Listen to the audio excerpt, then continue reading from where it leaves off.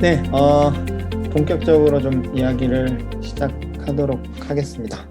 네, 청어람 특별 포럼 지금 온라인으로 진행하고 있고요. 누가 차별받는 자의 이웃이 될 것인가 라는 제목으로 전 세계적인 인종차별 문제, 그리고 우리 주변에 있는 한국 사회에, 그리고 우리 일상 속에 스며 있는 인종차별의 문제, 혐오의 문제, 이주민과 난민에 대한 문제, 이런 것들을 함께 좀 생각해 보려는 포럼입니다. 세 분이 이미 온라인으로 발표하신 내용이 공개됐고, 오늘은 그 내용들을 바탕으로 해서 못다한 이야기들, 또 여러분과 함께 궁금한 점들, 또 더 짚어봐야 될 점들 나누려고 하고요. 네, 저는 전체 진행을 맡은 청어람의 박현철이라고 합니다. 네, 반갑습니다. 저희 패널들부터 한 번씩 소개하면 좋겠습니다. 우리 손태환 목사님 간단한 소개와 인사 부탁드릴게요. 네, 반갑습니다. 저는 시카고에 살고 있고요. 시카고 기쁨의 교회에서 목사로 일하고 있습니다. 그리고 시카고 이민자 보호교회 네트워크에서 지금 대책위원장을 맡고 있습니다. 이민자 보호교회를 소개하고, 그리고 한국에 계신 또 전 세계에 계신 분들과 함께 인종주의에 대해서, 이 쉽지 않은 주제에 대해서 이야기 나눌 수 있게 돼서 되게 반갑게 생각합니다. 만나 뵙게 돼서 반갑습니다. 네, 반갑습니다. 우리 다음은 박진숙 대표님. 네, 저는 박진숙이라고 하고요. 가로 열고 나비라고 썼는데요. 활동명이 나비예요. 제 딸이, 저 공동육아라는 걸 했는데 제 딸이 별명을 지어준 거고요. 한 6살 때. 그 이후로 계속 나비를 쓰고 있는데, 에코팜브라고 해가지고 이주 여성을 위한 문화경제 공동체 에코팜브라고 해서 2009년에 설립을 제가 해서 한 작년까지는 대표 역할을 했었고요. 지금은 대표는 아닙니다. 순수한 후원자로 남고, 저랑 같이 활동을 처음부터 시작했던 콩고 난민 여성 있어요. 미아라고. 그 여성한테 대표직을 넘겨주고, 저는 다시 1인 활동가로 애청제라고 하는 이방인이라는 그런 이름의 1인 조직을 만들어서 지금 또 1인 활동가로 활동을 하고 있습니다. 반갑습니다. 네, 반갑습니다. 네, 다음은 우리 김희연님 인사해 주시죠. 안녕하세요. 저는 김희연이고 현 대학생 곧 백수가 될 예정입니다. 저는 일 경력은 많진 않은데 NGO랑 대사관 국회에서 잠깐씩 일했고 코이카 봉사자로 1년 있었던 게 제일 긴 경력이에요. 제가 이곳에 온 이유는 인종차별을 대학원에서 배우고 나서 워크숍을 하나 만들었거든요. 그래서 페이스북이나 인스타그램 같은 데 홍보하고 나서 지금까지 한 100여 명 정도 사람들을 만났는데 그걸 보시고 대표님이 저를 초대해 주셨어요. 만나게 돼서 반갑습니다. 그 워크숍이 발표하실 때도 나왔고, 저희가 뒤에 제가 좀 더 여쭤보고 싶은데, 뭐였죠? 마라탕은 극호 중국인 시험. 네, 재미있는 워크숍 진행하셨고, 지금 미국에서 공공정책 전공하고 계시는 학생이시자 또 여러 가지 활동들을 하고 계시는 분이십니다. 저희가 앞서서 이미 이제 세 분의 발표가 공개됐는데, 저희가 행사를 기획할 때부터 요 세 분을 사실 저희 아까 저희끼리는 얘기했지만 그냥 인종차별에 대해서 다루자 했을 때 사실 세 개의 제목과 세 분은 되게 저희한테는 쉽게 떠올랐어요. 인종차별 얘기를 하면 저희가 이 행사를 기획하게 된 것부터가 사실 트럼프의 그 반이민 정책에서부터 뭐 작년 조지 플로이드 사건, 그 다음에 올해는 그 아틀란타 총격 사건이나 그 아시아 혐오 범죄, 이런 것들 다 미국에서 일어나고 있는 일들이라서 미국의 상황과 또 거기에서 이주민으로 살아가고 계신 한인들 이야기 안 들어볼 수 없기 때문에 그 미국 상황과 그런 거 들어봐야겠다 했을 때 바로 이민자 보호교회 네트워크가 떠올랐고, 그 다음에 또 한국 상황 이렇게 들어볼 때 한국에서는 이게 난민들 또 이주민들 상황을 들어보고, 또 그런 분들이 한국에서 어떻게 생활하고 계시고 한국 사회는 그런 분들을 어떻게 받아들이고 있나, 이런 생각할 때 이제 대표적으로 에코팜무, 정말 그 아까 잠깐 말씀하셨지만 뭐라 그래야 될까, 스타트업으로 치면 성공적인 엑시트가 아닌가. 그렇죠. 네. 네, 종사자들과 함께 활동하시고 또 그 기반을 마련해 주시고 활동할 수 있도록 이런 사례 되게 좋았고, 또 이게 그냥 활동가들이나 운동하시는 분들 이야기가 아니라 우리 일상 이야기로 이렇게 하려면 정말 좀 공감되는 그냥 평범한 사람들, 청년들 뭐 이런 이야기들이 필요할 텐데 희연님이 또 바로 떠올랐고요. 그래서 정말 저희는 쉽게 행사를 기획하고 구성했고 또 그거에 맞는 이야기들 잘 나눠주셨고 참 도움이 되는 그런 시간이었다고 생각하고요. 네, 다만 오늘 종합 포럼에서도 그렇지만 아직까지 한국 사회에서 또 한국 분들이 이런 문제를 남의 이야기로 여기고 인종차별하면 그렇다더라 또 참 문제다 이렇게 느끼지만 정말 우리 이야기로 받아들이고 정말 진지하게 고민하고 또 좀 변화를 위한 실천을 하고 이런 데까지 이제 관심이 나아가지는 못하고 있는 게 현실이 아닌가 그런 생각을 좀 많이 했고 어떤 이야기들을 좀 적절하게 나누면 정말 도움이 되고 변화를 일으킬 수 있을까 그런 고민들을 많이 했습니다. 그래서 발표하신 내용이나 오늘 나눌 내용들을 통해서 여러분들이 그런 좀 문제의식 같이 고민할 수 있으면 좋겠다. 그런 좀 첫걸음이 되는 시간이면 좋겠다 하는 생각이 들고요. 제가 간단하게 전체 구성에 대해 말씀드렸는데 우리 발표하시고 또 서로 발표를 들으신 세 분들이 이미 나온 내용들에 대해서 간단한 좀 소감 말씀해 주시면 좋을 것 같아요. 이제 저희의 섭외를 받고 생각하신 것들부터 서로 이야기들 같이 이렇게 들으면서 생각하신 것까지 조금 첫 소감이랄까요? 좀 말씀해 주시면 좋겠는데 이번에는 순서를 거꾸로 가겠습니다. 우리 희연님부터. 네. 제가 섭외를 받고 발표할 때도 말씀드렸는데 대학원 가고 나서 티칭할 기회가 생기다가 내 얘기를 하라고 요청받아서 저한테도 의미 있었다 이렇게 말을 했어요. 근데 또 준비를 하면서도 기본적인 개념 없이 내 얘기를 하는 게 너무 어색한 거예요. 그래서 두 분이 해주시겠지 이런 믿음을 가지고 하나도 안 했는데 다행히 너무 많은 티칭과 이론을 소개해 주셔서 잘 보완이 되었다고 생각해요. 제 얘기를 할 때도 어떤 얘기를 하면 인종차별이랑 관련이 있을까? 인종차별에 대해서 진지하게 생각한 게 2년이 안 됐는데 생각해보니까 어릴 때부터 그 인종차별을 경험할 수 있는 요소들이 제 삶에 몇 군데 있었더라고요. 그래서 그런 걸 새롭게 발견하는 점에서도 좀 재밌었다고 생각합니다. 네, 감사합니다. 우리 박진숙 대표님은 어떠셨나요? 저는 계속 이제 고민하는 게 혐오라는 감정이 어디에서 올까? 근원적으로 어디에서 올까? 계속 생각하게 되고, 또 낯설음에서 오는 것 같고요. 낯설음. 그 낯설음이 사실 좋은, 기분을 줄 수도 있는 건데, 우리가 여행 갔을 때 낯선 것에서 어떤 스릴 같은 걸 느끼듯이?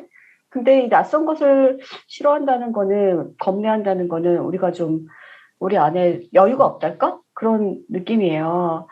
그래서 뭐 마라탕 얘기도 마찬가지고, 근데 또 이제 일관되지 않아요. 인종차별이 일관되지 않게 어떤 면은 같은 대상이지만 어떤 면은 좋아하고 어떤 면은 좋아하지 않는데 그런 일관되지 않은 면들도 또 그때 희연이 그 워크숍에 들어가서 또 그런 얘기를 나눴었는데 그 일관되지 않은 것도 왜 올까? 이런 것도 좀 생각하게 되는 것 같아요. 또 이거 준비하면서도 그런 생각을 많이 했어요. 이렇게 일관되지도 않고 과정돼 있고 뭔가 이런 것들은 어디서 오는 걸까? 그런 것들을 같이 오늘 얘기 나눠봤으면 좋겠습니다. 네, 손태환 목사님은 어떠셨나요?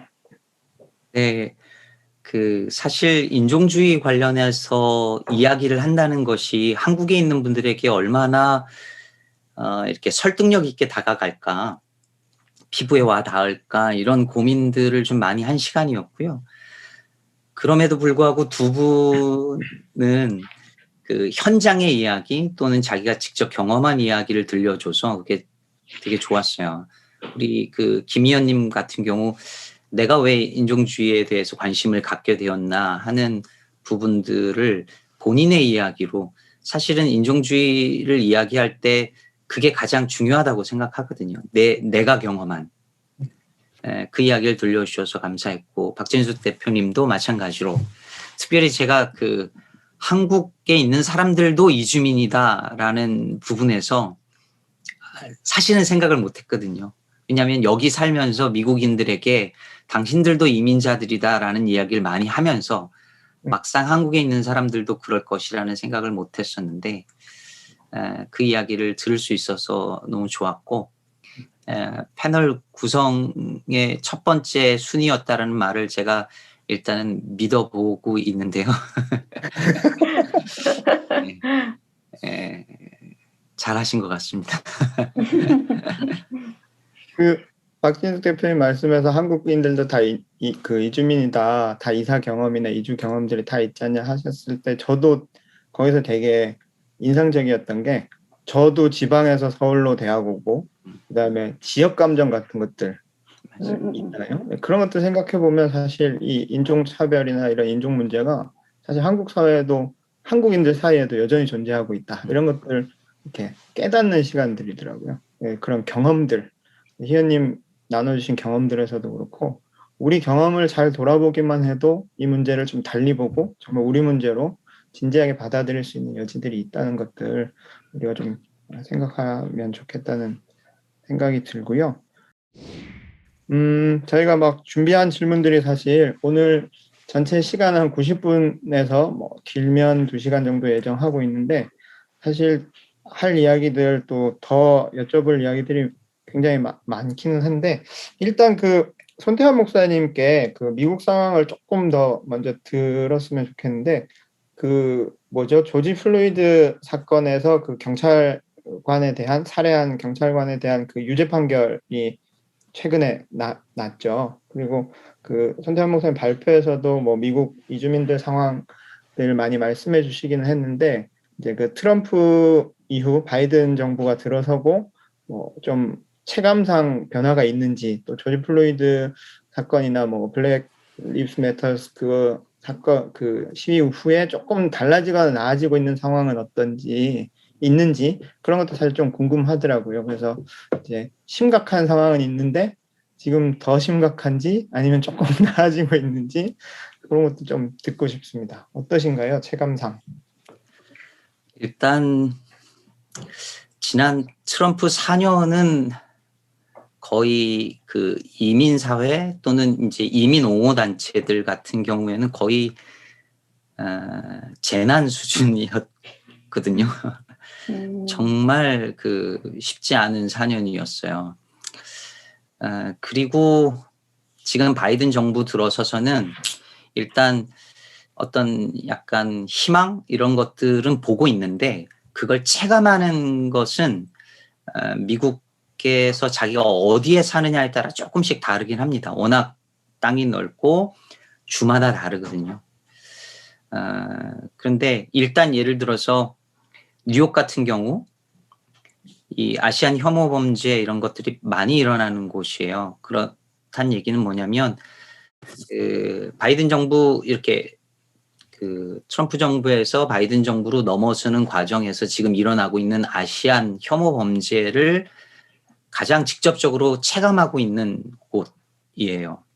이런 분들은 지금 제가 최근에 들었는데 아내한테 호신용 스프레이 사서 가지고 다니라고 이렇게 줬다는 지인을 봤어요. 그러니까 실제로 그건 위협을 느끼고 있는 거죠. 출근하면서.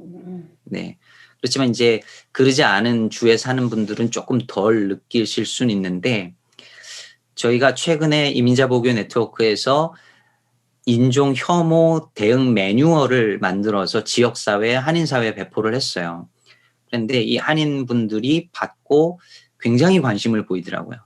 그 얘기는 뭐냐면 이거 내가 당할 수도 있는 문제다라고 생각을 한다는 거죠. 혹은 내 자녀들이. 이게 이제 피부로 느끼는 체감 온도가 달라진 거는 분명히 있는 것 같아요. 다만 이게 지금 현재 일어나고 있는 일들이 구조적인 문제거든요. 이게 범죄를 저지르는 사람들이 어떤 개인의 일탈이 아니라 미국 사회에 정말 뿌리 깊게 박혀 있는 우리가 흔히 뭐 잘 아시겠지만 미국의 원죄는 인종차별이라고 하거든요. 네. 그러니까 그만큼 뿌리 깊어요. 그래서 이게 단순히 개인들의 일탈의 문제가 아니라 구조의 문제이기 때문에 그 문제를 해결해 나가는 거는 사실 쉽지 않은 싸움이고 긴 싸움이라고 생각하고 있습니다. 네, 긴 싸움을 계속 해 나가시는 과정을 계속 좀 응원하고 지지하고 저희도 관심 갖고 공부할 필요가 있겠다는 생각이 들고요. 지금 채팅창에 빠르게 질문을 남겨주셨는데 어려운 질문이 들어왔어요.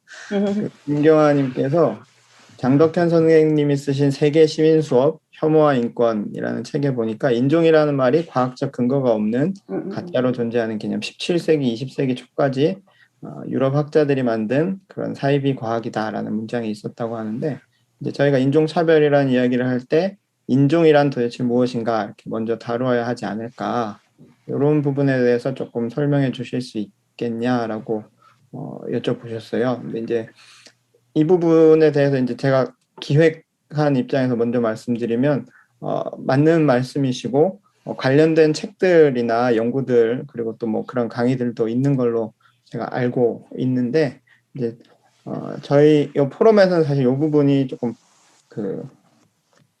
직접적으로 다루진 않았어요. 너무 이런 뭐 되게 전제로서 중요하기는 한데 이제 우리 주변에 있는 상황과 현실과 이런 문제의식을 먼저 좀 얘기하고 싶었어서 이제 다루지는 않았었는데 혹시 패널들 중에 이 부분에 대해서 조금 뭐 코멘트라도 해주실 분이 계실까요?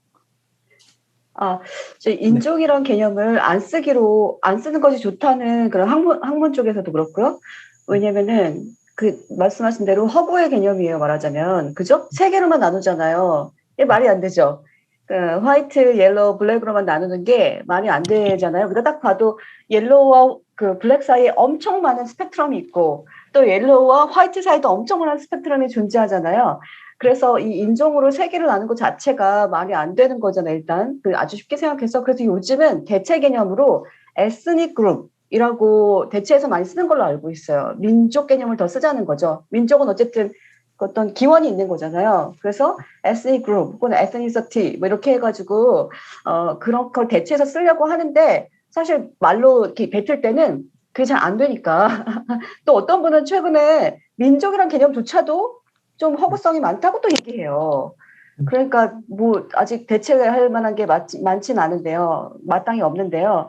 그나마 에스닉 그룹이라고 얘기하는 게 좀 더 실체에 가깝다라고 요즘 얘기하는 것 같아요. 그럼 손태현 목사님 제가 어떤 이제 드라마나 영화 보면은 블랙이란 말도 잘 안 쓰지 않아요? 그래서 아프리칸 아메리칸 이렇게 써야 된다라고 얘기하지 않아요? 그죠? 네, 맞습니다. 그런데 아프리칸 아메리칸 이 용어에 대한 문제는 이렇게 통일된 입장이 없는 것 같아요. 그러니까 처음에 가장 많이 배우는 것은 아프리칸 아메리칸이라고 이야기를 하는데 근데 미국 사회에 사는 사람들 중에 아프리칸 아메리칸만 있는 것이 아니라 진짜 아프리칸이 있거든요. 네. 예, 그러다 보니까 저 사람은 다 아프리카계 미국인이라고 생각을 했는데 알고 보니 진짜 아프리칸일 수도 있기 때문에 그게 다 통칭으로도 안 되기도 하고 예, 요즘에는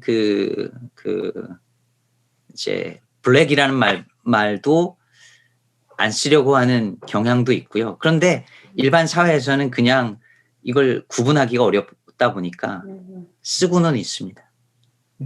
네. 제가 가장 최근에 들었을 때는 black이라는 말을 쓰는 게 더 낫다고 들었어요. 아프리칸 아메리칸보다. 왜냐면 남미나 캐리비안에서 온 분들도 흑인이 많거든요. 근데 아프리칸 아메리칸이라고 하면 이 사람의 인종의 기원을 아프리카라고 특정 짓는 거예요. 그래서 일단 뭐 사실 통계학적으로 체크할 때 말해야 되면 black이라고 할 때가 많다고 합니다. 요 용어 문제나 이런 개념 문제를 고민하면 사실 이렇게 구분을 할수록 중간에 또 빠지거나 복잡한 케이스들이 생겨서 뭐랄까요, 그늘진 지대가 분명히 생기기는 할 텐데 이런 어떤 용어가 좋은지 또 어떤 개념이 좋은지를 고민하는 과정 자체가 굉장히 의미 있다는 생각이 들고 맞습니다. 네, 맞아요. 저희가 이제 지난 여름에 기획을 했다가 이제 좀 성사는 못하기는 했었는데 한국에도 관련된 좋은 연구들이 대중서로 소개가 돼서 제가 하나 소개해드리면 염운옥 선생님이라고 고려대 교수님이신데 네네. 낙인 찍힌 몸이라는 책이 있어요. 그래서 저희가 그걸로 같이 스터디를 한번 해보려고 하다가 못하긴 했는데 그 책에 보면 이런 인종 개념의 역사와 그러니까 몸에 대해서 여러 가지 어떤 프레임을 씌워서 낙인을 찍고 그거를 이제 뭐랄까요, 권력자들의 편의대로 이렇게 그렇게 구분하는 걸로 굉장히 정치적인 활동들이 이루어지고 있다는 거죠. 인종이라는 개념도 그렇고 또 거기에 젠더 문제 더해지면 더 그렇고 뭐 이런 것들을 뭐 개념은 어려워 보이지만 상당히 쉽게 소개한 책이 있어서 관심 있는 분들은 그런 책도 한번 찾아보시면 도움이 되겠다 싶은 생각이 들고요. 네, 그리고 저희가 이제 박진숙 대표님께 하나 조금 구체적으로 여쭙고 싶은 게, 오랜 시간 난민들 도우면서 한국 사회에서 난민들 활동이나 이주민들 활동을 많이 보시고 실제로 하셨는데, 이제 한국 내에서 뭐 최근 들어서 이런 인식이 높아졌다고는 하지만 여전히 이제 일상적으로 차별이 이루어지고 있고, 뭐 단지 난민이라서뿐만 아니라 이런 인종차별적인 경험들을 한국 사회 이주민들이 많이 하고 계실 것 같은데, 앞에 발표에서는 주로 그런 난민 문제나 그런 약간은 뭐랄까요, 그런 문제가 많이 이제 말씀해 주셨는데, 조금 구체적인 사례 같은 거 소개해 주시면 들으시는 분들한테 도움이 될 것 같아요. 실제로 어떤 것들을 제일 이주민들이나 난민들이 힘들어하는지, 차별적 대우로. 네. 일단 또 범주를 한번 짚고 넘어가야 될 것 같은데, 이주민 안에 난민이 있다고 생각하시면 좋을 것 같아요. 그래서 난민과 이주민을 자꾸 구분을 하는데, 이주민이 더 큰 범주고 그 안에 이제 목적에 따라서 나누면은 결혼 때문에 온 사람 결혼 이주민, 노동 때문에 온 사람 노동 이주민, 또 난민은 보호를 받으러 온 사람이잖아요. 그러니까 사실 개념상으로는 난민이 정확하게 뭔지 또 우리가 머릿속으로는 구분이 되지만 막상 이렇게 생활 속에서는 구분이 안 돼요. 그죠? 그러니까 난민들의 생활 속에서 차별받는 거는 난민이어서 차별받는 게 아니라는 거죠. 결국은 피부색 때문에 차별받는 거예요.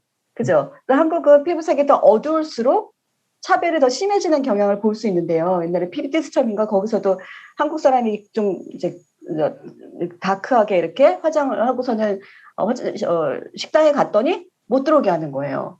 그러니까 우리는 약간 그게 좀 그것도 잘못된 개념인데, 잘못된 느낌적인 건데, 검은 것은 어두운 것은 더럽다라고 하는 그런 게 있어요. 좀 이게 실제로 이거 믿을 수 없는 말이긴 하지만 저희 친구들이 오래된 친구들이 그런 말 들었다고 하는데, 어떤 할머니가 안산 쪽 사는 친구들이 전철에 탔었는데, 옛날이에요. 십몇 년 전에 어떤 할머니가 이렇게 만지면서 이거 집에 가서 닦으면 지워지나? 이렇게 얘기하셨대요. 그러니까 이게 뭔가 묻었다라고 생각을 하시고, 우리 옛날에 전쟁 때 있잖아요. 6.25 전쟁 때, 내전 때, 흑인이라고 표현하는 게 저도 잘 안 하고 싶지만 대체할 게 없으니까 흑인 병사들이 있었잖아요.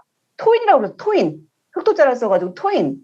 그러니까 옛날 그때 사고에서 많이 벗어나지 못한 거예요. 그래가지고 심지어 공장에서 일을 할 때 예를 들어 이렇게 우리는 같이 떠먹는 문화가 좀 있잖아요. 요즘은 많이 나눠서 먹지만 같이 떠먹을 때 예를 들어 이제 피부색이 좀 그래도 옅은 조선 독지나 중국 사람들하고는 같이 먹어도 이 아프리카 쪽 피부색이 어두운 사람들은 같이 못 먹게 한다는 거예요.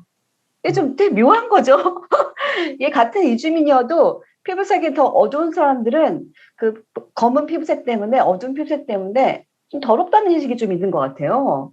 그래서 난민이어서 생활 속에서는 난민이어서 차별받기보다는 그런 피부색 때문에 차별받는 경우가 많고요. 난민이어서 차별받는 경우는 이제 신분이 확실하지, 그러니까 스테이블하지, 안정적이지 못하다 보니까 행정기관에 갔을 때, 예를 들어 출입국, 그다음에 은행, 그다음에 무슨 구청, 보건소 이런 데 갔을 때는 자기가 신분 증명서를 가져가야 되잖아요. 근데 난민들은 난민 신청 접수증밖에 없는 경우가 꽤 있어요. 그냥 종이 한 장밖에 없는 거예요. 난민 신청 접수증. 비자를 잘 안 내주는 경우도 있고, G1을 받아야 되는데 그걸 못 받기도 하고.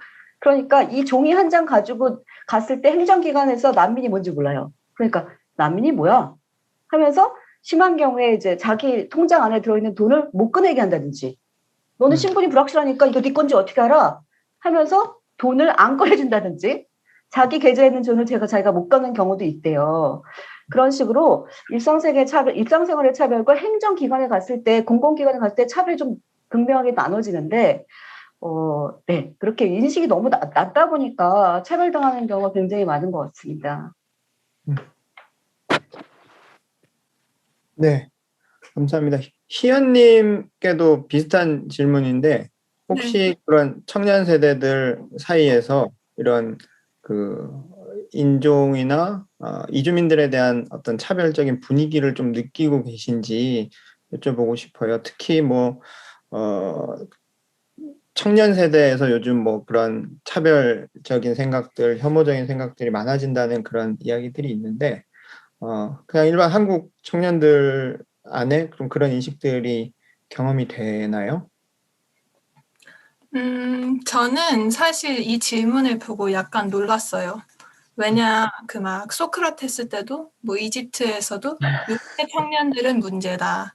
요새 청년들은 예의가 없다. 이런 말을 많이 했잖아요. 그렇게 들렸어요. 왜냐하면 어, 혐오 표현이 많고 그게 만연하지만 더 잘 보이는 방향으로 표출하기 때문에 그렇다고 생각해요. 유튜브를 통해서 온라인을 통해서 자기가 말한 게 다 남고 재생산되잖아요. 옛날에는 주변 사람들한테 말하면 끝이었는데 뭐 아까 말씀하신 10년 전 얘기 뭐 그런 흑인에 대한 아무런 인식이 없던 게 그 먼 옛날이 아니잖아요. 뭐 여자들에게 학생들에게 뭐 쌍욕하고 때리던 시절이 또 10년이 채 안 됐고 그러니까 혐오가 더 눈에 보이는 게 덜 건강한 사회냐? 저는 그거 같진 않고 뭐 혐오의 전체적인 양이 비슷하거나 혹은 줄어들 수도 있다고 생각해요. 지금 보이는 거는 약간 백래시죠. 어떤 한 걸음 나가기 위해서 반걸음 한 걸음씩 후퇴하면서 이렇게 나가는 건데 남자들이 특히 뭐 혐오하는 것 혹은 여자들이 뭐 예멘 난민들을 혐오하는 것 이런 것들이 다 어떤 변화가 생겼기 때문에 따라오는 부산물이라고 생각해요. 뭐 예를 들어서 흑인들을 차별하고 노예제도가 있었을 때 흑인들을 차별했잖아요. 근데 너무 평화로웠어요. 예를 들어. 왜냐하면 모든 게 다 일자로 수직적인 구조 안에서 탁탁탁탁 진행됐으니까. 근데 1960년대, 70년대 흑인 인권 운동을 하면서 엄청나게 서로 죽이고 약탈하고 경찰이 뭐 싸우고 총 쏘고 해서 사람들이 혐오가 늘어났다고 말을 했거든요. 그건 혐오가 눈에 보이기 시작했을 뿐이에요. 저는 그렇게 생각합니다. 제가 어리석은 질문을 해서 죄송합니다. 근데 제가 질문 드린 이유는 약간 그런 생각이 저는 뭐 그게 제 편견일 수도 있지만 젊은 세대가 훨씬 더 글로벌화 돼 있고 이런 다른 것들에 익숙할 거라고 이렇게 생각했는데 말씀하신 대로 훨씬 더 직설적인 방식으로 혐오나 이런 발언들이 거칠게 표현되는 듯한 인상을 사실 제가 좀 받았어가지고 네, 그런 부분들이 훨씬 더 뭐랄까요, 네, 날 것 그대로 좀 표현되는 인상, 기대보다 네, 좀 그런 게 있어서 제가 특별히 청년들 이야기를 네, 했었습니다. 네. 근데 뭐 옛날에는 제가 강의 때도 잠깐 얘기했는데 튀기 이런 말 진짜 뭐 많았고 막 섞였다 더럽다 이런 말을 했는데 요새 그런 말은 안 하잖아요. 예를 들어 뭐 난민 뭐 싫다고 얘기는 할 수 있지만 그 약간 격이 떨어지는 말이 뭐 옛날에도 있긴 했지만 요새도 더 있고 저는 그게 옛날만큼의 전체적인 양을 봤을 때 발화되는 수준이 더 적을 거라고 생각해요. 그 빈도로 봤을 때는. 네. 그 손태원 목사님은 이제 외국에 계시고 그 발표 때 말씀하신 대로 미국 생활을 20년 하시고 이제 한국 사회에서 이제 약간 한 발 떨어진 관찰자로 보고 계신데 지금 나눠주신 말씀들 아까 그 나비님 말씀하실 때는 지그시 웃으시는 걸 제가 봤는데 좀 들으시면서 한국 사회를 볼 때 좀 어떻게 보이시나요? 그 처음에 그 미국 와서 여기에 그러니까 여기선 DMV라고 부르는데 한국에 뭐라고 하죠? 그 운전면허 따러 가는 곳. 그런 데를 가서 굉장히 불친절한 한국에선 당해보지 못한 그런 일들을 겪었어요. 그러니까 대부분 겪어요. 그러니까 내 피부색으로 이렇게 차별을 당하는구나라는 걸 처음 느껴본 거죠. 어떻게 대처해야 될지 전혀 알 수 없는 그런 일들이 이제 일상이 되어져 간 경험들이 많이 있었죠. 그러니까 그런 말 있잖아요. 서는 곳이 바뀌면 풍경도 달라진다고. 근데 이 공항에 도착하는 순간부터 사실은 인종차별을 겪거든요. 한국에서는 외국인을 타자화한 경험만 있지 내가 외국인이 돼서 타자화된 경험이 없었던 거예요. 근데 처음에는요, 당해도 이게 인종차별인 줄 모르는 경우가 대부분이에요. 그러니까 말하자면 성폭력을 경험해 놓고 이게 뭐지? 그 이름하지 못하는 것과 비슷하죠. 그런데 그러다가 점점 눈을 떠가는 거거든요. 근데 문제는 대부분 경우 미국 사람들도 그래요. 자기가 인종차별주의자라고 말하는 사람 아무도 없고 그렇게 느끼는 사람들도 별로 없어요. 근데 제가 한국에 있는 분들 지금 이야기를 들을 때도 느끼지만 한국 분들 대다수가 그럴 것 같아요. 근데 한국 사회 그러니까 자기가 인종차별을 하고 있다는 것을 알지 못하죠. 지금 아까 말씀하신 것처럼 뭐 튀기라든지 이런 말들은 잘 안 한다고 하지만 뭐 흑형 이런 말들을 쓰는 게 왜 문제인지를 잘 인식 못하는 거죠. 근데 서 있는 자리가 딱 바뀌는 순간 자기가 피해자가 될 수 있다라고 하는 사실들을 좀 알아야 하지 않을까라는 생각들을 자주 합니다.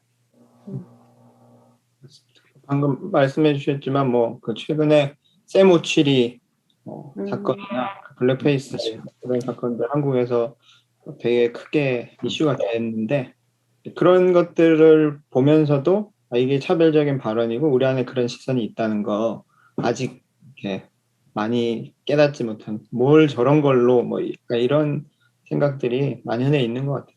서로 돌아보고 그런 것들을 서로 잘 성찰하면서 또 필요할 땐 지적하는 이런 과정들이 필요하지 않을까 싶고 지금 채팅창에 김미도님께서 그 백인 우월주의 시각이 한국을 비롯한 비백인계 나라에 그대로 유입된 것이다 라는 코멘트 남겨주셨는데 정말 그런 것 같아요. 한국 분들도 아까 나비님 말씀하신 내용들도 사실 백인들은 그런 경험들 훨씬 적은 걸로 알고 있고 유색일수록 색이 짙을수록 그런 경험들 많다는 거 한국 사회 안에 정말 그런 시선 그런 의식이 그대로 들어있는 거 우리가 좀 진지하게 생각해야 되지 않을까 싶은 생각이 듭니다. 그래서 이제 그 박진숙 대표님께 다시 한번 그 질문을 드리면 소개해 주신 그 난민 인정 자료나 여러 그런 현실들 볼 때 이제 저도 그런 피드백을 몇 번 받았습니다만 한국 사람들이 놀라는 거죠. 왜 그렇게까지 난민을 받지 않고 왜 그렇게까지 이민 정책이나 이런 것들이 한국 정부가 좀 닫혀 있을까? 굉장히 단순하면서도 어려운 질문인데 왜 그럴까요? 한국 정부가 왜 그런 정책을 펼치고 있을까요?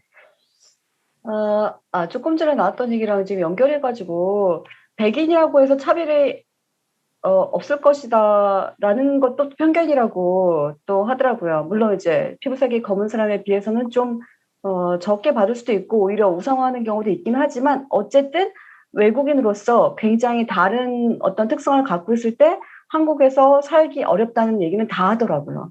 그거는 좀 우리 한국 사람들이 좀 생각해봐야 될 건데 그러니까 결국은 우리가 뿌리 깊게 단일 민족이라고 생각해 왔잖아요. 단일 민족이 아님에도 불구하고 제가 강의에서도 이제 그런 얘기를 했는데 발제에서도 단일 민족이 아니거든요. 외래성 씨가 40%고 그런데 왜 계속 이거를 고수하고 있었을까? 우리는 거의 뼛속 깊이 우리가 단일 민족이라고 생각하는 것 같아요. 근데 이렇게 뭉치면서 우리라는 어떤 동질성을 강화했을 때 얻을 수 있는 유익이 있잖아요. 뭐 2002년 뭐 월드컵 때 막 이제 100만 명이 모여가지고 시청에서 뭐 이렇게 응원하는 모습도 외국인들은 엄청 놀랐다고 하고 뭐 1998년도에 금모으기 이런 거 했을 때도 엄청나게 막 이렇게 줄을 서가지고 금을 내놓는 이런 모습도 굉장히 이제 놀랐다고 하잖아요. 그런 단합의 면에서는 되게 이 단일 민족주의 신화가 똑똑한 역할을 한 것 같아요. 근데 이제 버려야 되는데 이거를 말로는 버리지만 못 버리고 있어요.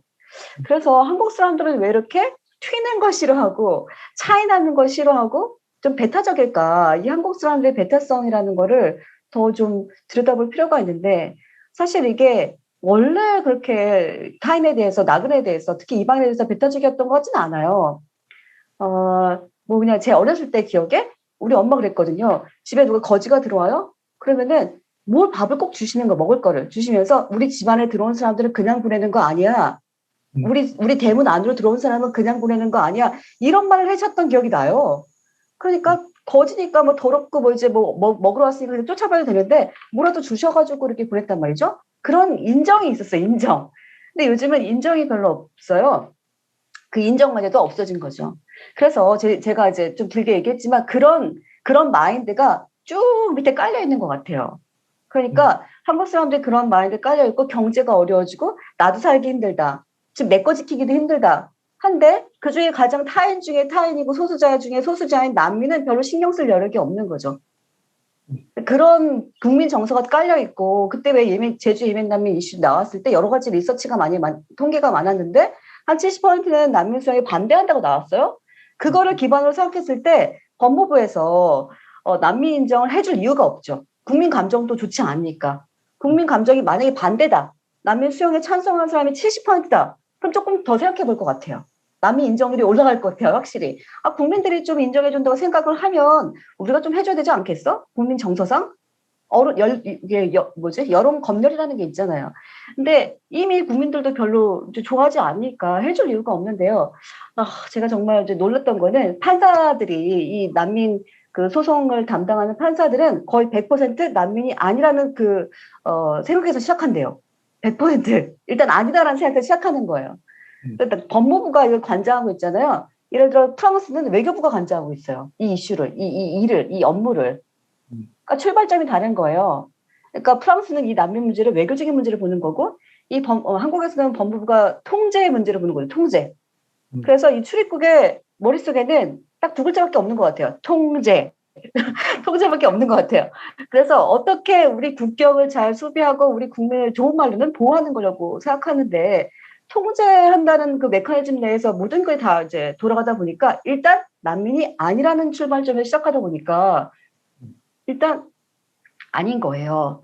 그래서 그 벽을 넘어서기가 굉장히 힘들어서 지금 이제 0.4% 누적해서 1.5%잖아요. 이게 절대 올라가지가 않더라고요.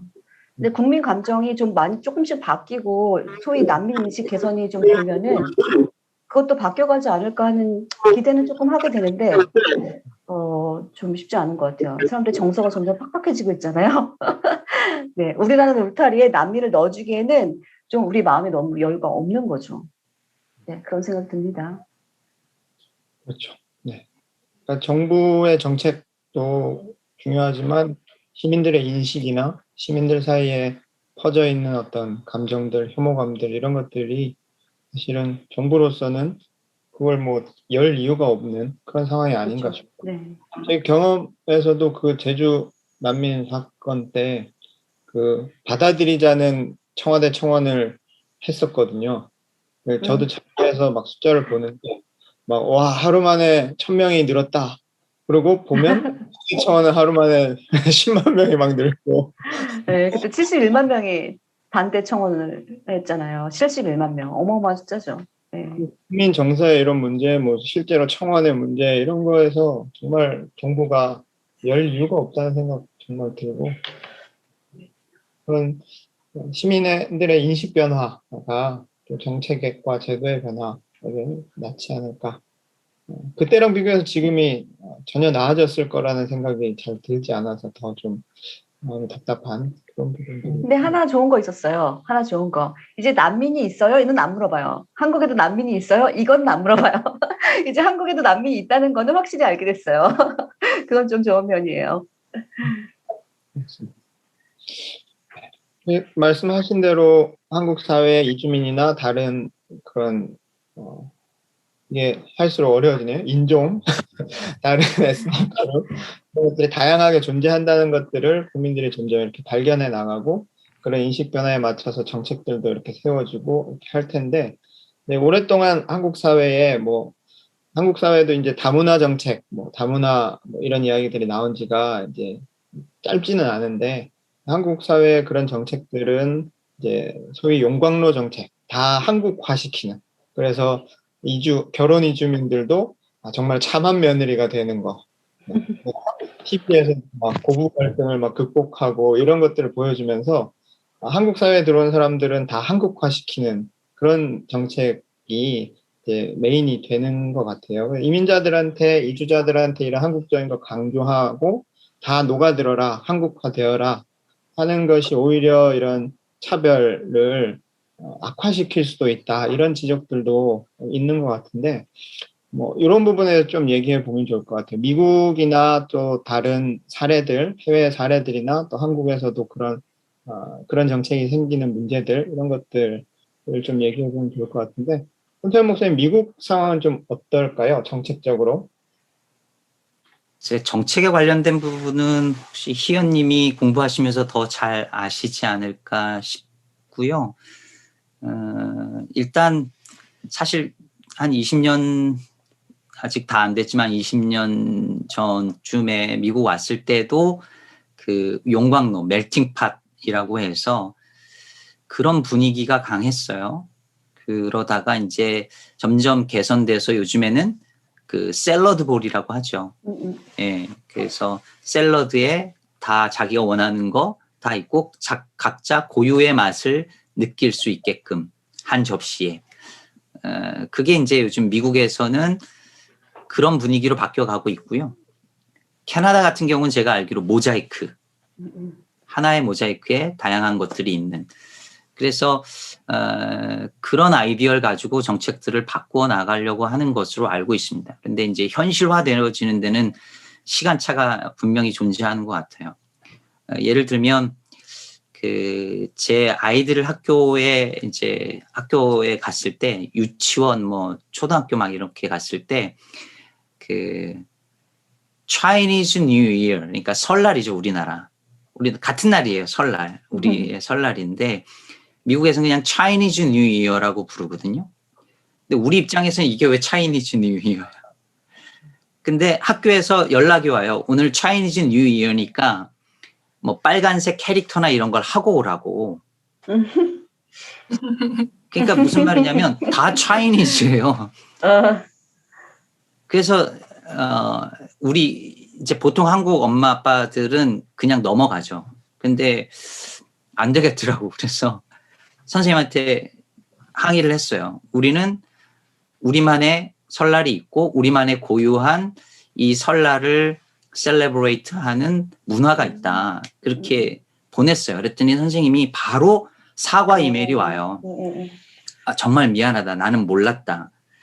그래서 얘기한 게 그럼 와서 1시간 정도 설날과 한국 문화에 대해서 강의를 해줄 수 있겠냐 우리 아이들한테. 예. 그래서 갔어요. 정말 많이 준비해가지고. 그래서 아이들아가 한복 입히고 미국 애들한테 한복 입히고 또 제가 예전에 붓글씨를 좀 썼는데 아이들 이름을 서예로 써서 마이클 이렇게 써서 그러니까 이제 이걸 했던 이유는 뭐냐면 다 중국인이 아니다. 이게 사실은 인종차별의 가장 중요한 문제 중에 하나가 하나의 카테고리로 묶어버리는 거거든요. 오늘날 아시안 혐오 범죄가 일어나는 것들도 다 그런 맥락에서 생각해 볼 수 있는데 그거에 대해서 이제 샐러드 볼이든 모자이크든 이런 아이디어를 가지고 있는 사람들은 이런 문제에 항의할 수 있죠. 최근에는 지금 저희 이민자 보호교회 네트워크하고 여기 시민단체들하고 하고 있는 일 중에 하나가 뭐냐면 공립학교에서 아시아계 미국인들의 역사를 학교 학생들 수업에 의무 조항으로 넣는 것. 이것을 지금 의원들한테 이렇게 압박하는 일들을 이렇게 시민단체들이 하고 있어요. 그러니까 이게 굉장히 중요하죠. 우리 사회에 아시안 아메리칸들이 있고 그들의 역사는 이렇구나라는 것을 가르치도록 만드는 것에서부터 저는 교육을 되게 중요하게 생각하는데 이 인종 문제에 있어서 특히요. 거기서부터 좀 변화가 일어날 수 있지 않을까 그런 기대를 하고 있습니다. 그러면 저도 방금 듣다가 생각난 건데 아시아인이 미국에 6% 정도 있거든요. 근데도 그 사람들이 역사를 책에다가 넣어주는데 우리나라는 외국인이 5% 정도 있다고 하잖아요. 사실 비슷한 크기의 마이너리티인데 어떻게 대하는지가 엄청나게 다르다는 생각이 들었어요. 제가 미국이랑 한국의 정책을 비교했을 때 기본적으로 일자리 중심이다라는 느낌은 있어요. 제가 대사관에 있었을 때 동남아에 있는 나라였는데 거기서 이주 노동자를 뽑는 일을 가까이서 본 적이 있어요. 근데 진짜 어려워요. 그러니까 우리나라 와서 밭일하고 그냥 뭐 어부가 되는 것, 어선이 되는 것조차도 되게 어려운 거예요. 일단 한국어 시험을 봐야 되고 약간 백그라운드 체크를 해야 되고 그다음에 뭐 한 나라당 할당량이 있어요. 올해는 너네 나라에서 100명, 50명 거기 안에 들어가야 돼요. 그러니까 진짜 거의 막 국가장학생 뽑는 것처럼 빡빡하게 되게 비인격적으로 약간 뽑고 진짜 안전한 사람들만 데리고 와서 일을 시키는 거죠. 그리고 그 데리고 오는 조건이 사장님이 그 사람의 약간 뒤를 봐주는 보증인이 되는 건데 그렇게 상하 관계가 설정이 되면서 이 사람이 사장님 밑에 들어가서 자기 신분을 보장받는 것 때문에 부당한 대우를 받아도 도망가거나 뭐 아니면 항의를 할 수가 없어요. 그러니까 임금도 떼이고 그렇게 하는 거고 미국도 이주민이나 난민을 받을 때 약간 일자리가 있는 동네로 봤거든요. 그래서 난민들이 공장 주변으로 많이 정착을 하기도 해요. 그래서 예를 들어 치킨 공장, 치킨 이렇게 막 패키징 하는 거 혹은 뭐 아니면 진짜 도축하는 그런 일들도 많이 하고 주로 미국인들이 하기 싫어하는 일들을 많이 하죠. 그런 식으로 일자리 중심적이다라는 건 비슷한데 그래도 미국이 굉장히 선진적이라고 생각한 건 뭐냐면 난민이나 이주민의 전 직장이나 전 이력을 많이 살려주려고 해요. 그래서 하나 얘기가 나오는 정책은 이 난민이 전에 있던 나라에서 예를 들어 의사예요. 그럼 그 사람이 자기의 능력을 발휘하지 못하는 건 우리 사회의 불이익이다. 그래서 그런 학위를 트랜스퍼 해주자는 얘기까지 나오거든요. 사실 우리나라에서 생각해보면 좀 말도 안 되는 건데 우리나라 의대를 안 나왔는데 어떻게 의사 자격증을 줘. 그런 게 굉장히 선진적이라고 생각했고 또 하나는 학교에서 아까 교육 얘기 많이 하셨는데 좀 교육계에서 유명한 게 culturally relevant pedagogy라고 한국말로 하면 문화적으로 약간 관계 있는 교육 방식. 그래서 지금 미국에서 선생님들이 가르치는 건 white American 역사예요. 백인들의 입장에서 백인들의 교육자들이 만들어낸 커리큘럼을 사람들한테 가르치는 건데 이게 아니라 학생들이 가지고 오는 그 다양성을 우리가 역으로 배우자. 그래서 학생들한테 뭐 발표할 기회를 더 주고 우리가 책에서 지금 배우는 이슈들이 현재 뉴스랑 연관이 되잖아요. 그래서 지금 뭐 예를 들어 시리아에 대해서 배우면 뭐 전쟁 얘기까지도 할 수 있는 거고 그래서 적극적으로 수업에 앉아있는 학생들에게서 끌어내는 교육을 하자. 그런 것도 교육자들 사이에서 되게 큰 이슈예요. 그래서 그런 식으로 어린아이들한테 적극적으로 교육을 하고 있다는 점이 다른 것 같습니다. 네, 그 말씀해 주시는 부분 들으면서 제가 또 생각난 거는 그 일자리 같은 부분에서도 정말 한국 사회는 그 외국인들, 이주민들을 노동력으로 보는 시선이 강한 것 같아요. 그리고 현실적으로도 그런 일밖에 할 수 없게 만드는 그런 정책도 있는 것 같고.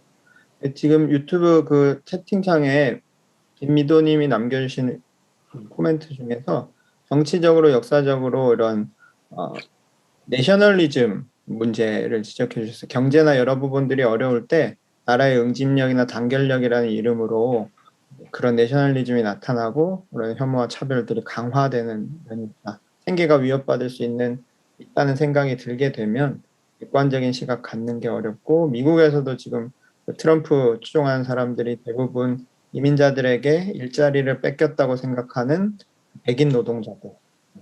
그리고 그러니까 이제 인종차별이나 혐오가 자본주의 사회의 구조적인 이슈와 따로 떼서 생각할 수 없다.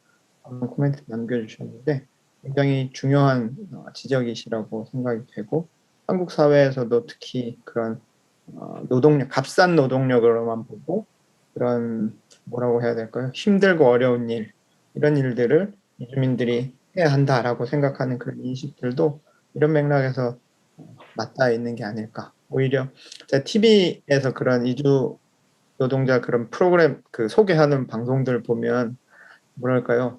뭐 네팔에서는 교사였는데 거기는 희망이 없어서 여기 와서 이렇게 힘든 일들을 하면서 막 이런 식으로 표현하는 듯한 뉘앙스를 제가 느끼고 왜 저럴까? 네팔에서 교사였으면 한국에서도 교사 자리를 찾을 수 없나?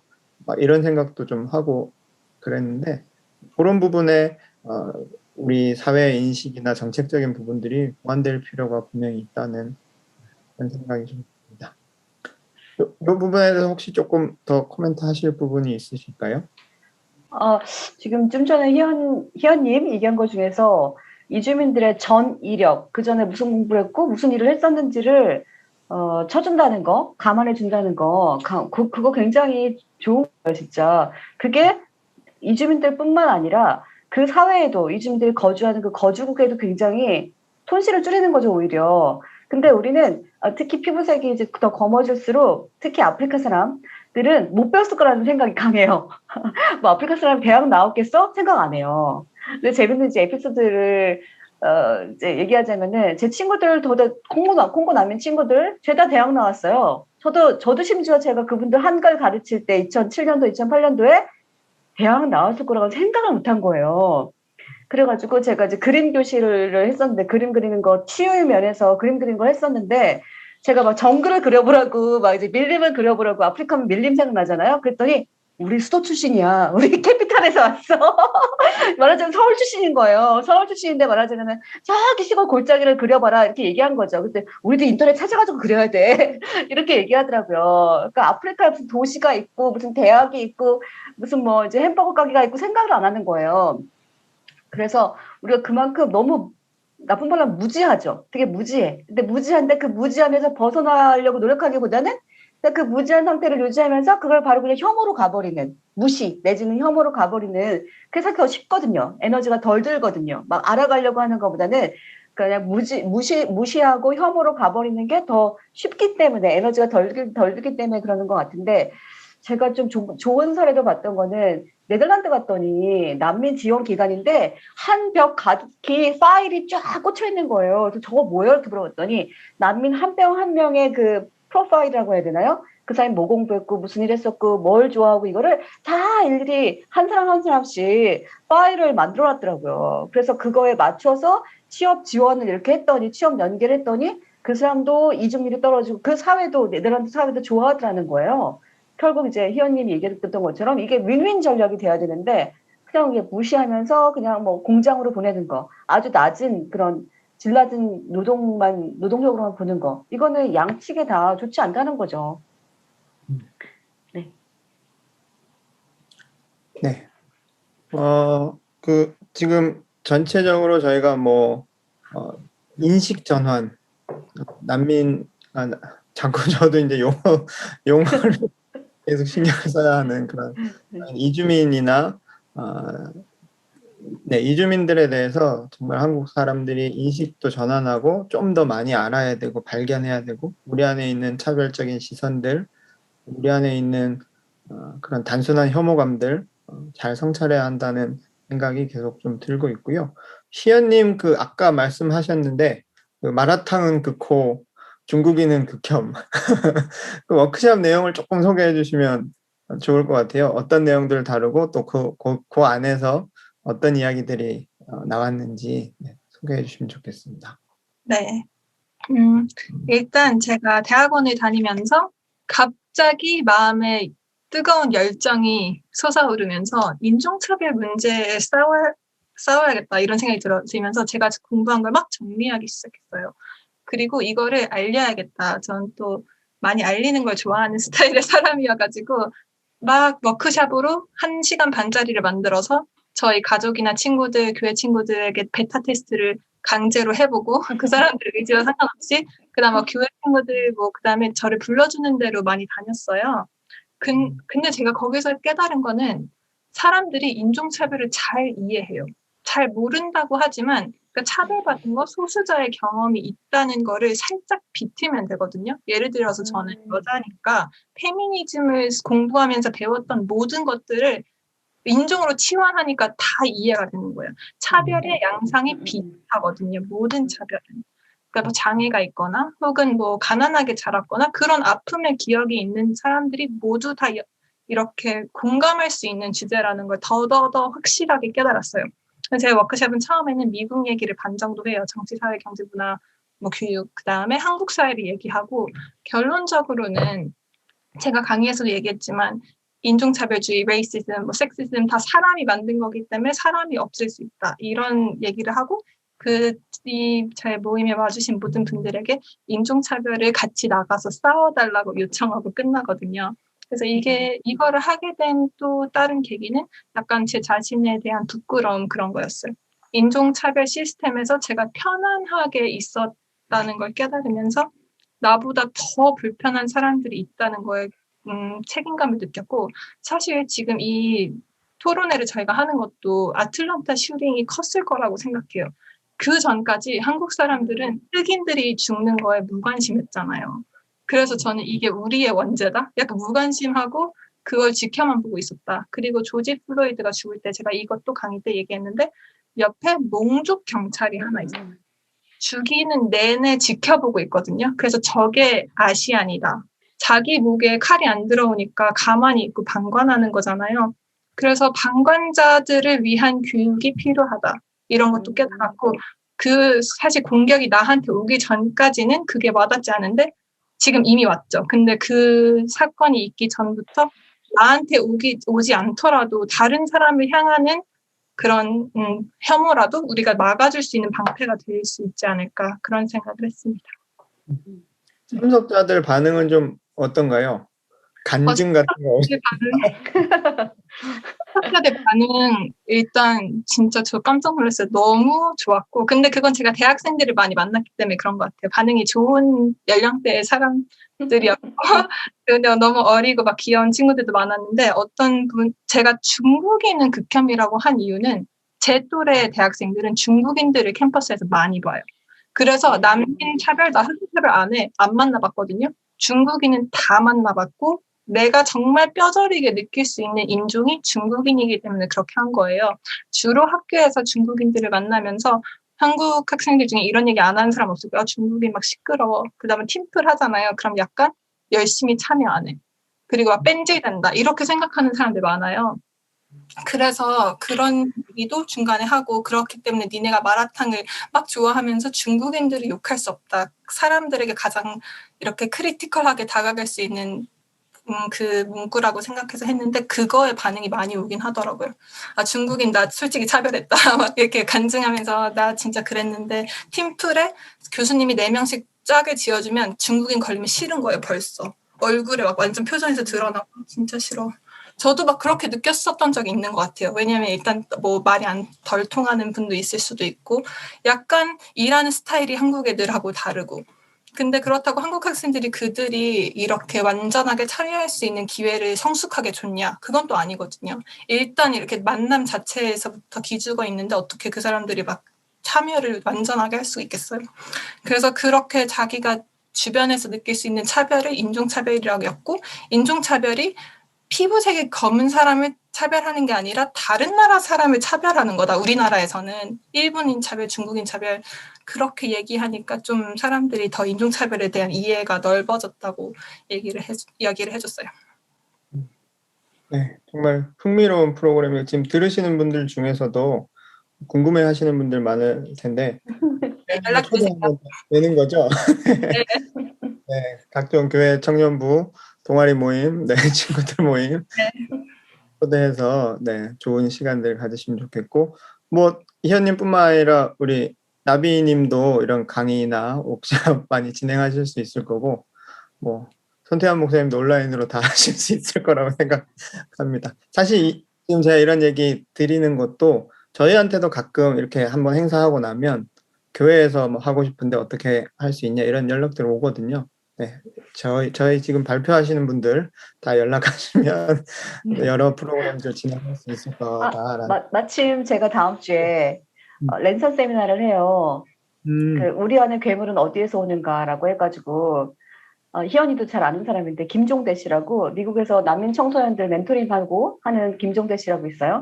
그 사람이 미국에서의 아시안 혐오, 또 한국에서 이루어지고 있는 그런 또 혐오 있잖아요. 소위 인종차별, 그걸 이제 같이 얘기하거든요. 다음 주에 합니다.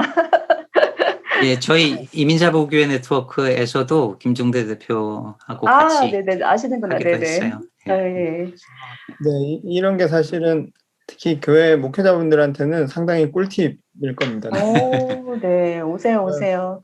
누가 무슨 일을 할 수 있는지, 어떤 프로그램을 만들 수 있는지 네. 이런 것들 맞아요. 되게 중요한 정보라서 네, 그런 말씀 드렸습니다.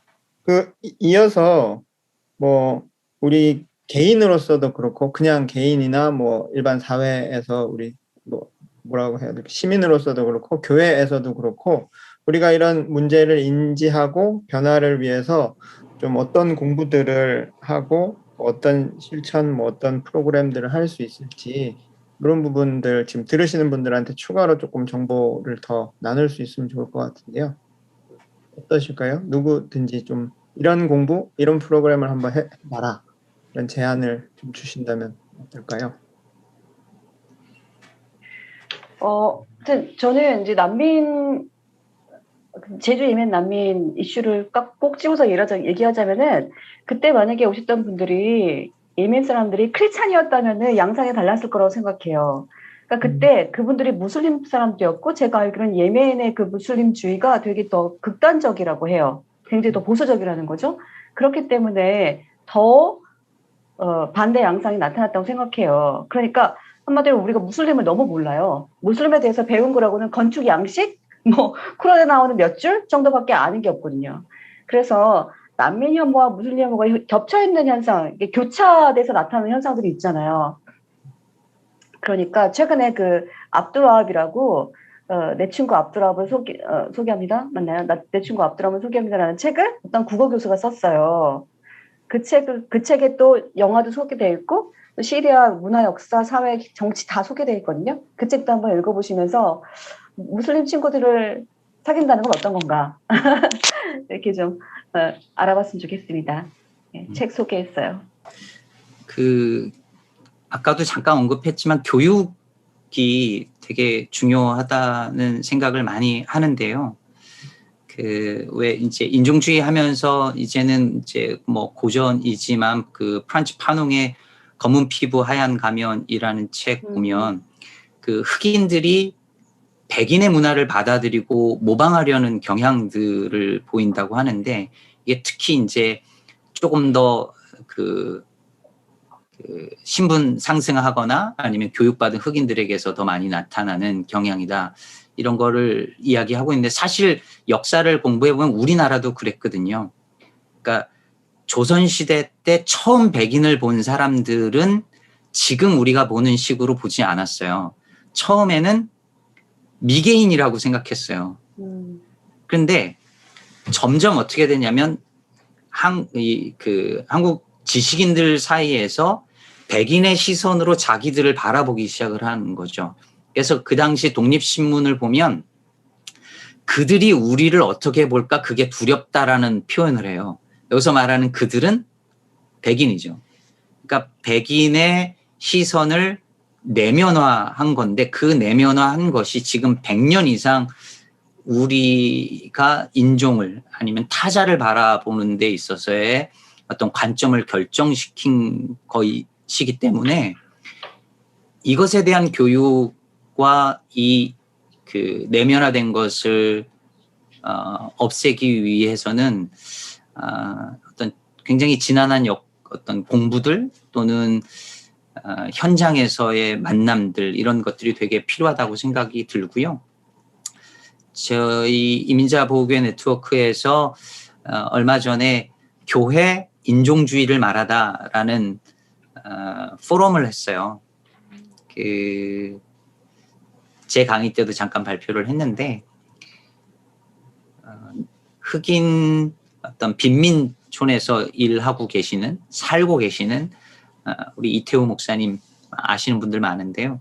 그 목사님 모셔서 그리고 시카고 남부에서 아프리칸 아메리칸 처치를 교회를 담임 목회하신 여성 목사님 모시고 이 얘기는 뭐냐면 현장에 계신 분을 초청하는 거예요. 그러니까 지금 바로 여기 계신 분들 같은 경우죠. 그럼 교회에서 들을 수 있는 건 사실 어떤 교수님이나 목사보다는 그 현장에서 일하고 계신 분들의 생생한 목소리를 듣는 게 훨씬 도움이 많이 되더라고요.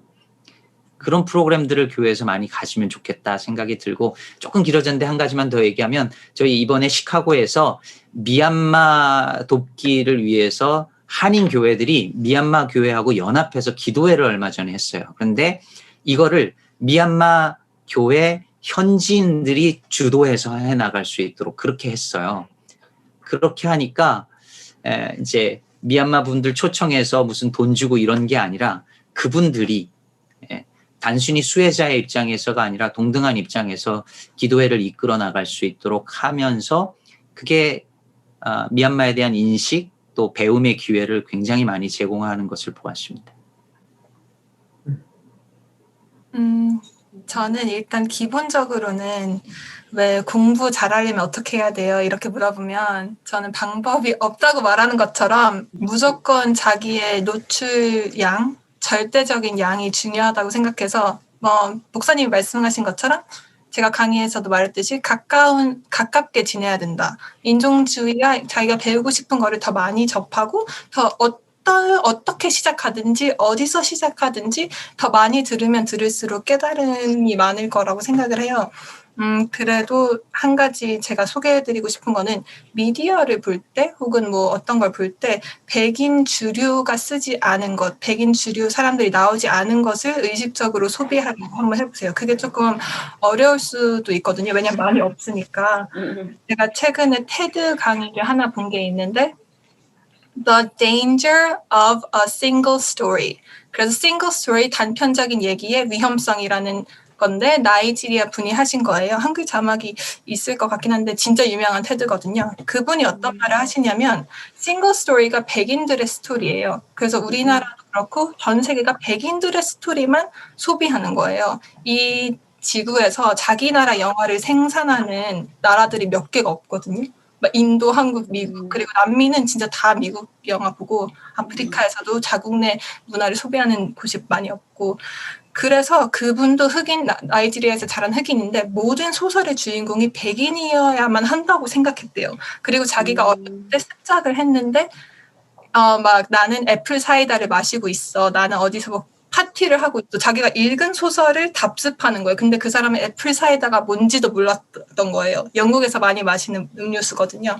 그런 식으로 한 가지 이야기만 듣다 보고 단편적인 얘기만 듣다 보니까 그 전반적인 문화, 그리고 이 이야기 뒤편에 있는 사람들의 이야기가 다 가려지는 거예요. 그래서 그런 다른 다양한 미디어를 한번 보시는 걸 추천드립니다. 보시는 하나님 책을 옆에 뒀는데, 이 책을 펴면 저자가 나오잖아요. 한국 사회에서 백인이 아닌, 그리고 남성이 아닌 여성의 이런 사진이 저자 사진으로 올라오는 경우가 얼마나 있을까라는 생각을 했어요. 그만큼 우리들에겐 낯선 거죠. 근데 이런 식의 시도들이 계속 있어야 된다는 생각이 많이 들어요. 보시는 하나님을 손태현 목사님 소개해 주셨는데, 실제로 그 최근에 이제 출간된 이주민에 대한 책이고, 성경 속의 이주민 이야기들, 그리고 이주민 여성으로서 자기 경험들을 이렇게 묘사해 가면서 아주 성경 이해로서도 유익하고 이주민을 이해하는 데도 유익한 좋은 책으로 최근에 출간돼서 저희가 북토크를 하기도 해서, 혹시 관심 있으신 분들은 책도 좀 보시는 하나님 저 책 살펴보시면 좋을 것 같고요. 그 북토크 때 그 얘기를 했어요. 저 날개에다가 이 이주민 여성의 사진을 이렇게 딱 넣어놓는 게 실제로 제가 들은 얘기인데 출판인들한테는 오히려 손해가 될 거다라는 시도, 팔리는데 오히려 방해가 될 거다.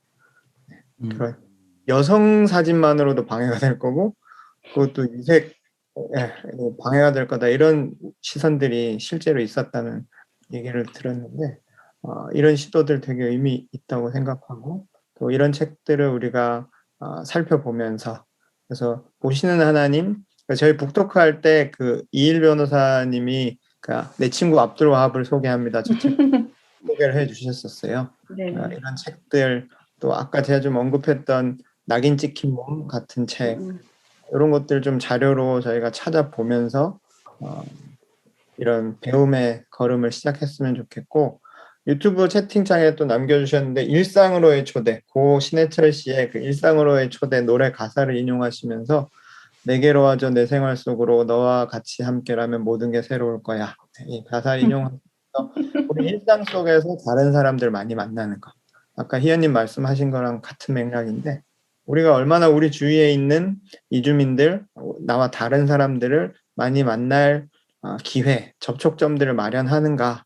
이게 우리 인식의 변화를 크게 좌우할 수 있다는 그런 생각이 듭니다. 좀 더 많이 만나려고 노력하는 것 굉장히 중요할 것 같다는 생각이 들고 교회에서 그런 시도들을 많이 해보면 좋겠어요. 아까 그 예멘 난민이 기독교인이었으면 달랐겠다 이런 말씀 하셨지만 또 동시에 아니 무슬림들이 한국에 이렇게 왔는데 왜 선교할 기회라는 생각은 안 할까 이런 생각도 좀 있었거든요.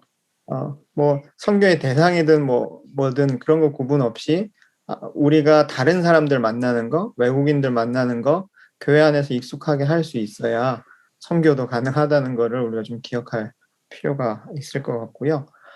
교회 이야기를 좀 한 김에 그 손태환 목사님 소개해 주신 이민자 보호 교회 네트워크 사례가 굉장히 인상적으로 이렇게 보신 분들이 많으실 것 같은데 특히 그때 이제 단지 그게 이제 뭐 한인들 간의 그런 작은 네트워크가 아니라 그 미국 교회에도 있고 또 제가 그 발표 들으면서는 한국 교회에도 비슷한 네트워크가 실제로 있을 것 같고, 네 한국에서도 그런 사역들 하는 교회들이 있을 것 같다는 생각이 좀 많이 들었고요. 그런 관계들을 교회가 그리스도인들이 좀 만들어가면 좋겠다는 생각이 들었는데 혹시 뭐 한국에서 그런 이주 노동자들을 돕는 교회나 외국인 교회 사례들이 있으면 좀 소개해 주실 수 있을까요? 뭐 손태환 목사님이나 박진석 대표님 아는 사례들이 있으시면 소개해 주시면 좋겠습니다.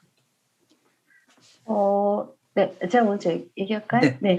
개별 교회들은 결국 그 한국에서는 이주민들을 돕기 위한 지원 정책들이 잘 활성화되어 있지 않단 말이죠. 그러니까 정부에 기댈 수 있는 거는 결국 사실은 결혼 이주 여성뿐이에요. 어떻게 보면은 다문화 가족 지원센터가 있지만 다문화 가족 지원센터에서 지원하는 대상은 한국 남성과 결혼한 외국인 여성, 또 그 아이만 있고 또 한국 남성이 그 반대의 경우 한국인 여성이 외국인 남성과 결혼했을 때도 안 도와줘요. 되게 모순된 거죠. 딱 정해져 있어요. 다문화적 지원법에서 그렇게 정하고 있기 때문에.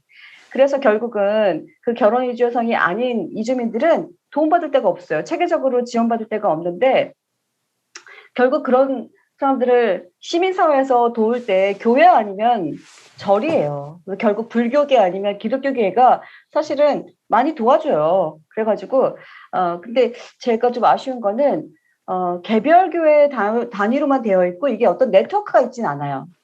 교회들이 조금씩 이렇게 일자리도 조금 주고 뭐 먹고 잘 수 있는 공간도 오픈해주고 하는데 사실 교회라는 어떤 기구는 엄청난 물적 자원이 있잖아요.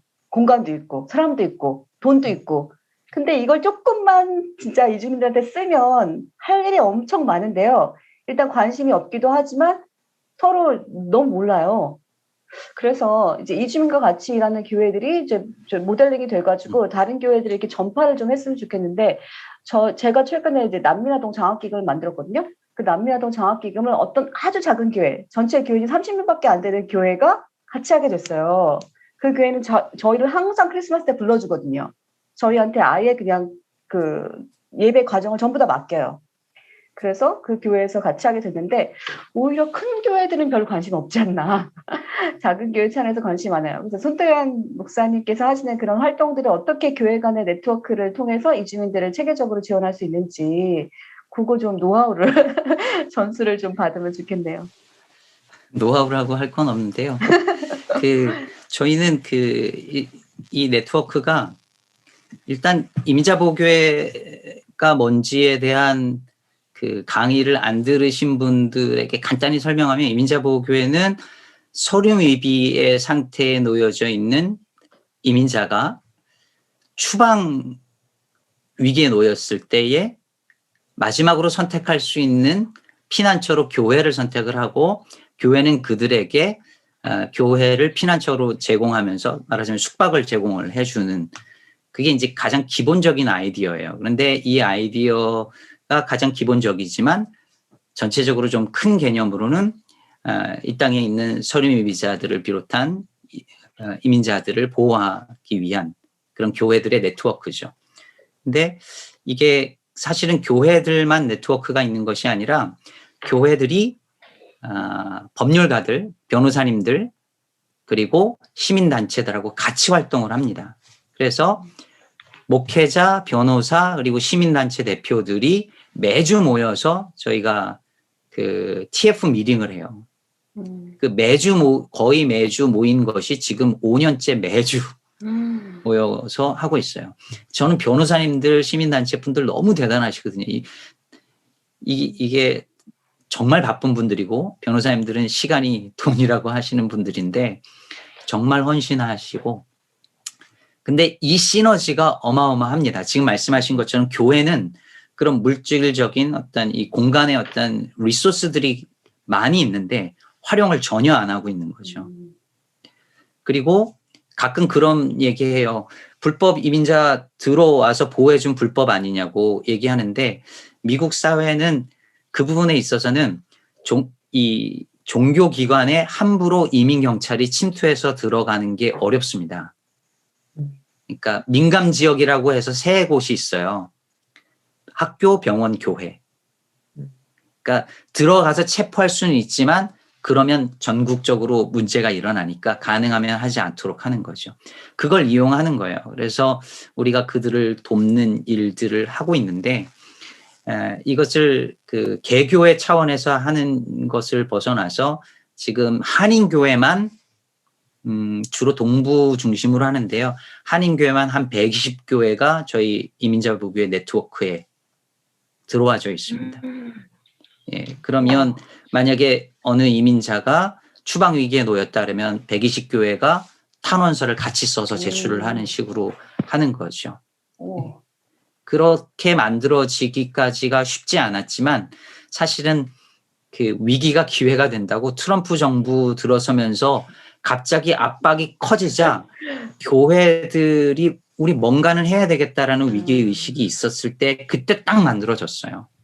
근데 거기에 변호사님들과 시민단체가 가진 전문성이 굉장히 큰 도움이 됐습니다. 왜냐하면 교회들은 이거에 대한 전문성이 없거든요. 근데 그분들이 가지고 있는 지식과 전문성이 교회가 가지고 있는 어떤 그런 자원들과 만나니까 이게 가능해졌던 것 같습니다.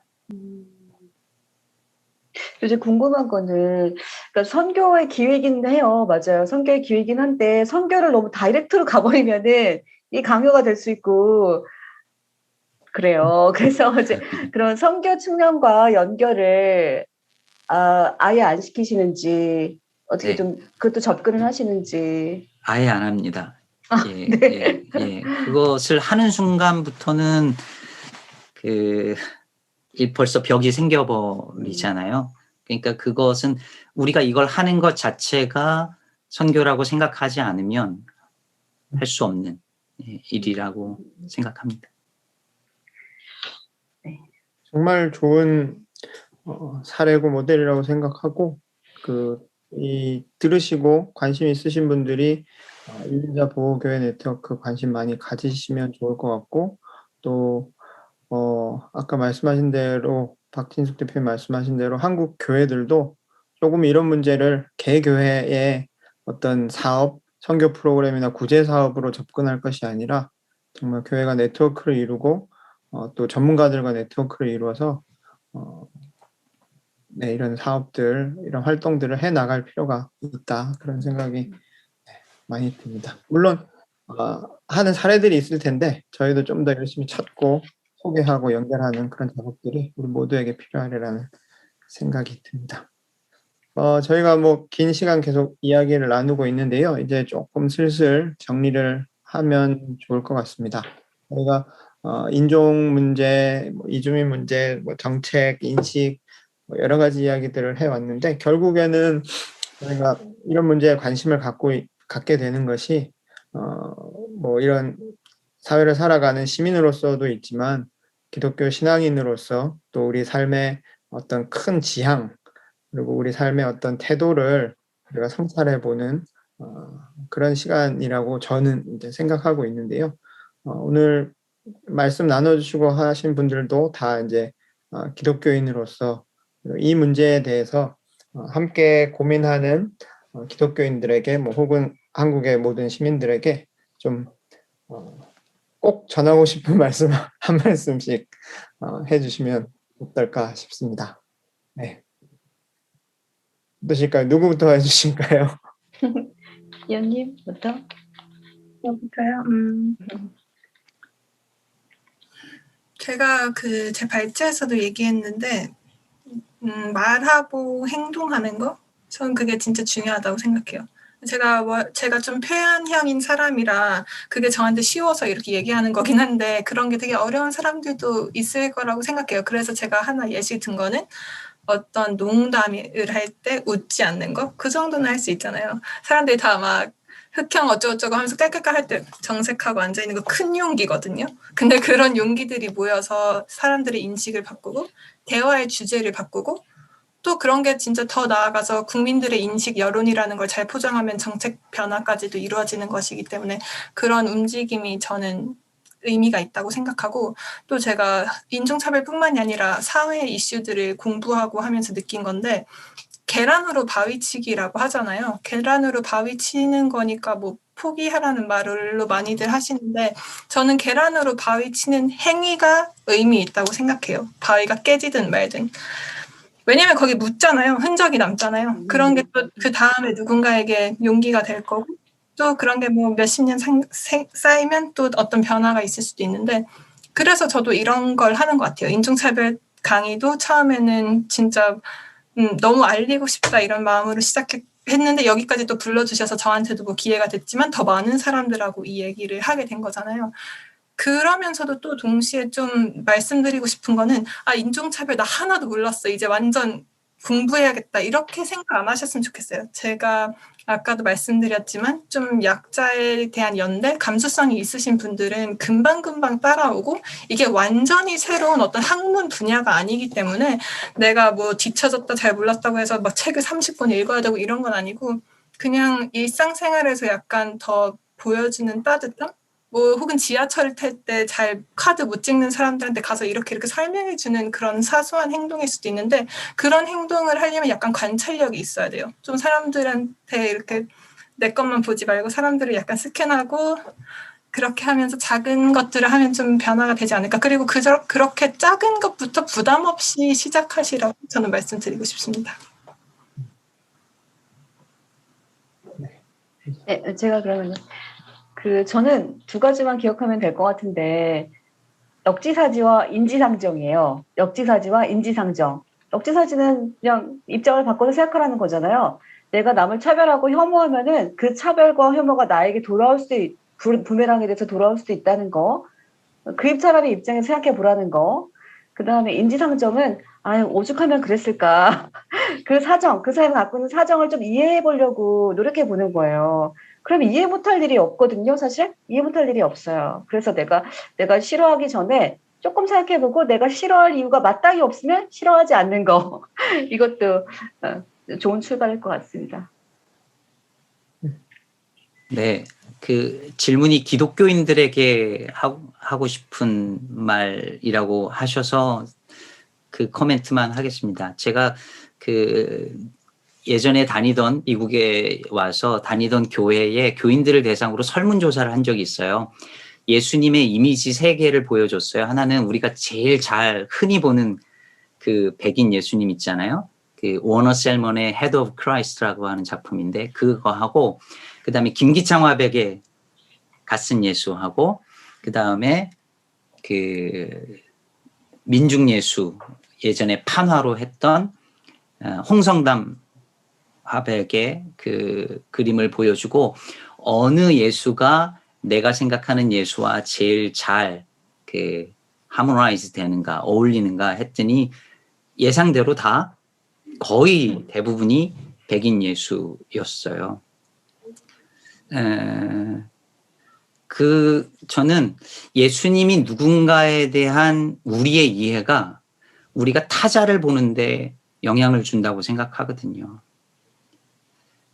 근데 성경은 보시는 하나님에도 나오지만 예수님은 이주민이었고 난민이었다라고 하는 그 인식을 우리가 가지고 예수님과 성경을 본다면 우리 주변에 있는 이주민, 난민 혹은 타인에 대한 우리의 시선도 바뀌지 않을까라는 생각을 하게 됩니다. 네, 감사합니다. 이야기를 들으면서 저는 우리가 성경에도 보면 유대인이나 헬라인이나 그리스도 안에서 하나다라는 게 사실 복음의 시작이고 핵심 메시지일 텐데 이 안에도 어떤 인종 그리고 서로 다른 사람들에 대한 포용, 환대 이런 메시지들이 기본적으로 들어있다는 것들을 우리가 발견할 수 있어야겠다는 생각이 많이 들고 특별히 아까 희연님 말씀하신 대로 여성으로 겪었던 그런 소수자로서의 인식들을 그대로 전한 그 인종 문제에도 대입할 수 있다는 것처럼 오늘날 한국 사회에서 그리고 한국 교회에서 우리가 인식할 수 있는 소수자 문제를 우리가 조금 더 관심 있게 보고 진지하게 성찰할 필요가 있다는 생각. 정말 한국 교회의 갱신, 복음의 재발견 이런 것들은 소수자들에 대한 우리의 인식 변화로부터 시작할 수 있다는 생각을 저는 정말 최근에 많이 하고 있습니다. 성소수자 문제도 그렇고 저희가 오늘 사실 협력으로 진행하고 있는 다른 장애인 관련된 신학교에서 장애인이라는 이유로 목사 안수를 받는 과정, 신학 교육을 받는 과정에서 차별을 경험하고 자퇴하신 분이 계셔서 함께 포럼을 하고 있는데 그거 들으면서 오늘 이제 와서 또 이 포럼 진행하는데 장애인 이야기 들으면서도 이런 것들이 정말 우리가 기독교 안에서 그 복음을 이야기하면서도 계속 소수자들을 배제하고 쫓아내고 차별하는 방식으로 교회가 운영되어 온 것들 우리가 발견하고 고쳐나갈 때 교회가 정말 복음을 다시 발견할 수 있을 것이고 정말 또 사회를 변화시킬 수 있을 것이다. 이런 생각을 정말 좀 확신으로 갖게 됐는데 오늘 나눈 이야기들도 우리 안에 있는 소수자에 대한 무관심 그리고 차별, 혐오 이런 것들을 좀 발견할 수 있는 시간이었으면 좋겠다. 네, 그런 생각이 듭니다. 네, 우리 유튜브 댓글에도 공감하는 이야기들, 오늘 좋은 이야기들 나눠주셔서 감사하다는 메시지. 정색하고 앉아있기를 실천하겠다. 네. 우리가 작은 일에서부터 좀 실천하면서 바꿔나갔으면 좋겠다. 그런 생각을 하게 됩니다. 전체 이야기가 관심 있는 분들은 오늘 보시면서 뒤늦게 보신 분들도 저희 청어람 홈페이지에서 신청하시면 보실 수 있도록 이렇게 녹화가 돼 있으니까 관심 가져주시고 또 필요한 분들에게 서로 알려주시고 오늘 나눈 세 분의 이야기가 더 필요하신 분들은 연락 주시고 이렇게 하면 될 것 같습니다. 네, 오늘 정말 좋은 이야기 많이 나눠주신 세 분께 감사드리고 늦은 시간까지 유튜브로 또 영상으로 함께 해주신 분들 모두 감사드립니다. 편안한 저녁 되시기 바랍니다. 고맙습니다. 고맙습니다.